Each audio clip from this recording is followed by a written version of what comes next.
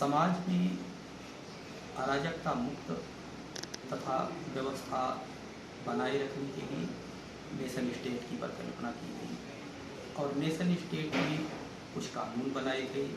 Nation को अधिकार दिया गया कि वो कानूनों को लागू करने के लिए शक्ति का प्रयोग करे।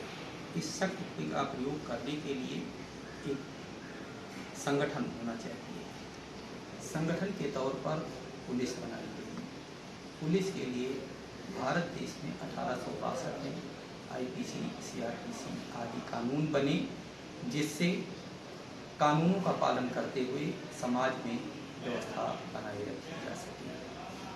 इस क्रम में सबसे पहले सिविल पुलिस आती है। सिविल का मतलब होता है relating to ordinary citizen and their concern. सामान्य व्यक्ति के साथ दिन प्रतिदिन की समस्याओं के संबंध में निस्तारण हेतु उनके समस्याओं का निस्तारण करने के लिए जो पुलिस है वो सिविल पुलिस है। वो बहुत अधिक बल का प्रयोग नहीं करती है।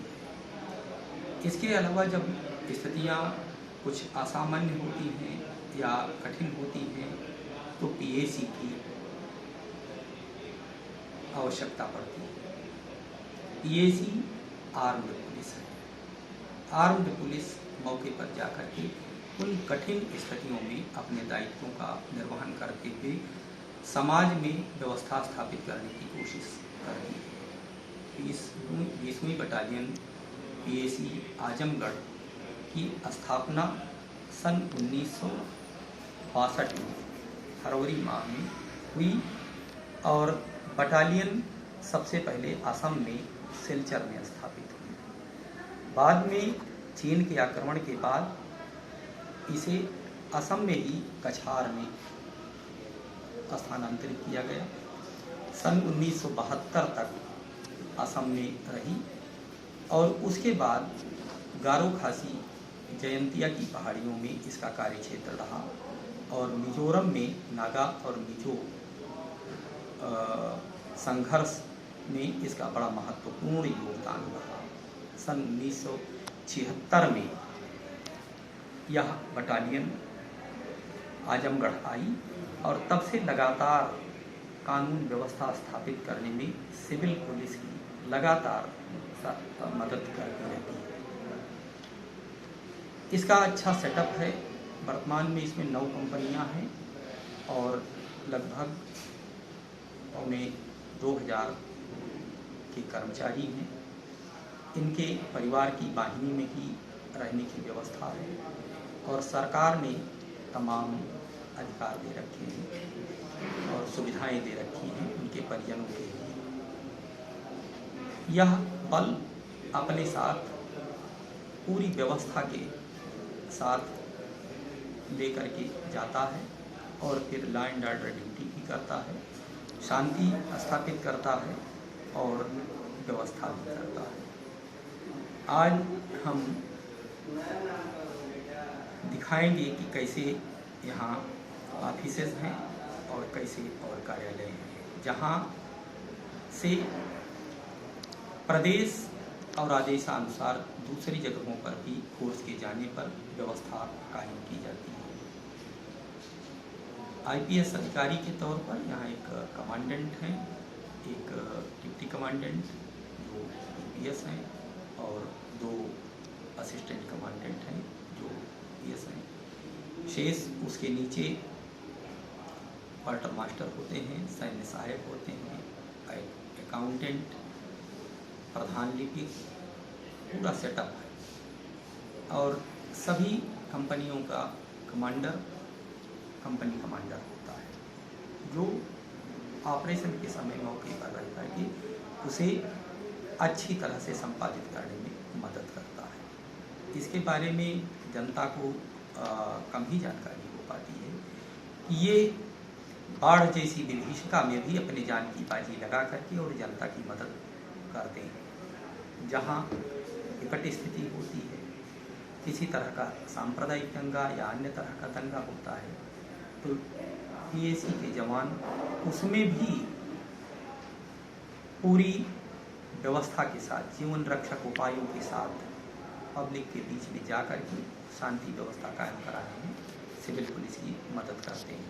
तो हम देखेंगे कि ये डिप्टी कमांडेंट का ऑफिस है और आगे चल करके इधर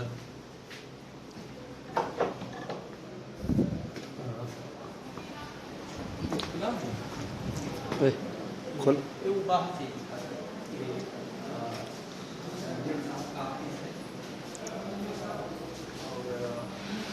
का उद्घाटन श्री विजय शंकर माथुर साहब, अतिरिक्त पुलिस महानिदेशक पुलिस उत्तर प्रदेश द्वारा 13 अक्टूबर 1992 में किया गया था। यहाँ सूबेदार सैन्य सहायक का भी कार्यालय है, आंतरिक कार्यालय है, जिसमें कई कर्मचारी बाएँ असिस्टेंट कमांडेंट का है, उधर प्रधान लिपिक या पत्र विभाग शाखा है,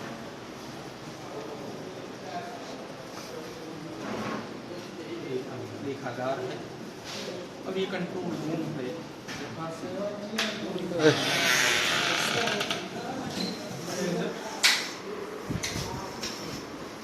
सूचनाओं का आदान प्रदान करती है।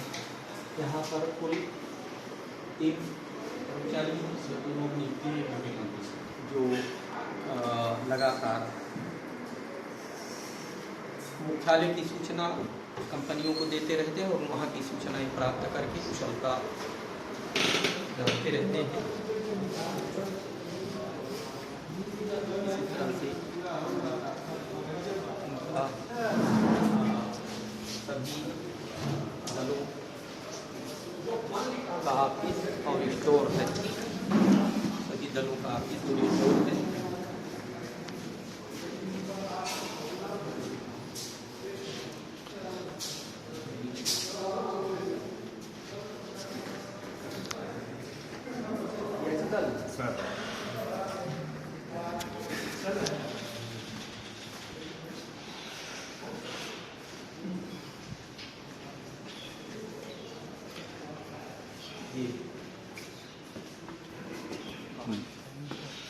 भैया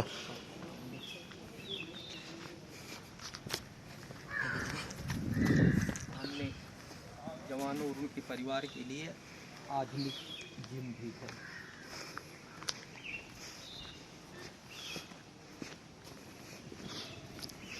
इस तरह से बाहर निकलने के लिए गेट और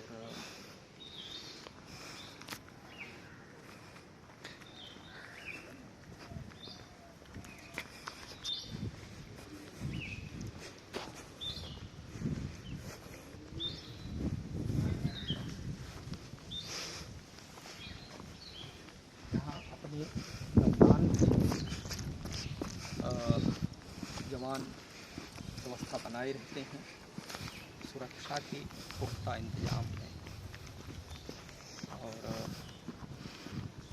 हमेशा लगभग एक कंपनी यहाँ पर बरकरार रहती है जो सुरक्षा व्यवस्था पूरी तरह से देखती है। इस तरह से कानून व्यवस्था स्थापित करने में पीएसी महती आवश्यकता रहती है और योगदान करता है। अधिकारियों द्वारा सुनियोजित तरीके से इसे आवश्यकतानुसार उपयोग में लाया जाता है और उच्च अधिकारी गण वाहिनियों के जवानों और उनके परिवारों के कल्याण के लिए लगातार प्रयासरत है। इस तरह से एक ये पीएसी का सेटअप है।